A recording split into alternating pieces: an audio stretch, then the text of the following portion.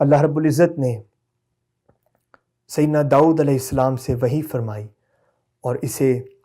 الامام القشیری نے اپنے رسالہ میں بیان کیا۔ اللہ رب العزت فرماتا ہے لو يعلم المدبرون عنی کیف انتظاری لہم، کہ جو لوگ مجھ سے اپنے منہ پھیر چکے ہیں، جو مجھ سے پھر چکے ہیں، منحرف ہو چکے ہیں، مجھ سے پلٹ کے رجوع کر چکے ہیں، اگر وہ جان لیں کہ میں ان کا کتنا انتظار کر رہا ہوں،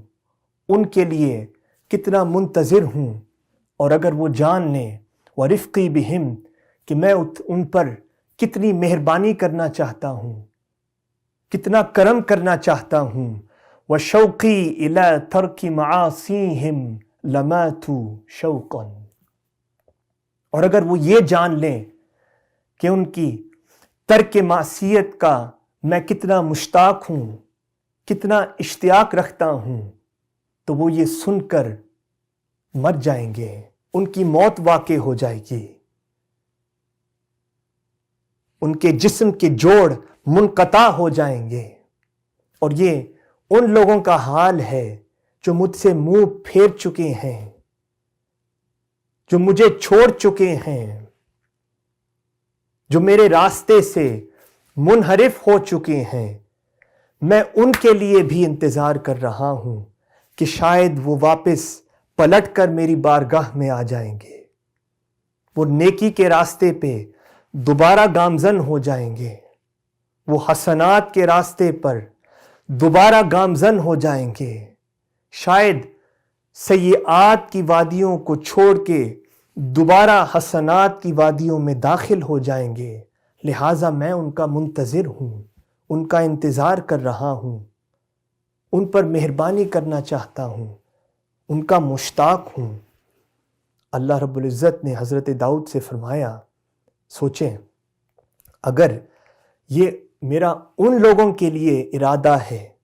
جو مجھ سے منحرف ہو چکے ہیں، جو میری راہ سے منحرف ہو چکے ہیں، میرے راستے کو چھوڑ چکے ہیں، مجھ سے اپنے چہرے پلٹ چکے ہیں، تو سوچیں ان لوگوں کے لیے میرا ارادہ کیا ہوگا۔ فَكَيْفَ إِرَادَتِي فِي مُقْبِلِينَ إِلَيَّ، جو لوگ میری طرف بڑھتے ہیں، جو میری طرف آتے ہیں، جو میری طرف متوجہ ہوتے ہیں، جو اعمال صالحہ کرتے ہیں، جو صبح و شام قیام کرتے ہیں، صیام کرتے ہیں، میرا ذکر کرتے ہیں، عبادت کرتے ہیں، نیکی کرتے ہیں، تو اگر مجھ سے منہ پھیرنے والوں کے لیے یہ ارادہ ہے، ان کا منتظر ہوں، ان کا مشتاق ہوں، تو سوچیں جو میری طرف بڑھتے ہیں، جو میری جانب آتے ہیں، جو میرا ذکر صبح و شام کرتے ہیں، تو ان سے میں کتنی محبت کروں گا، ان سے میری کتنی چاہت ہے،